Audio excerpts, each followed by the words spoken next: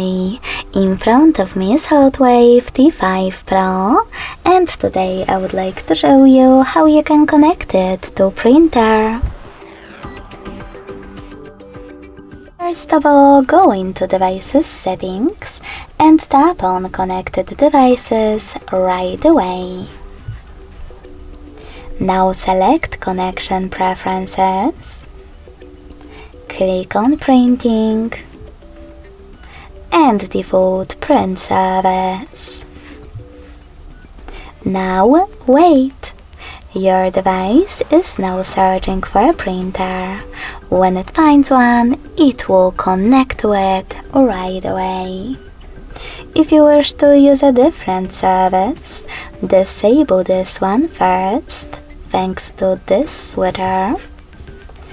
Go back, tap on Add Service and download the best one for your printer. When it's ready, go back to the same settings.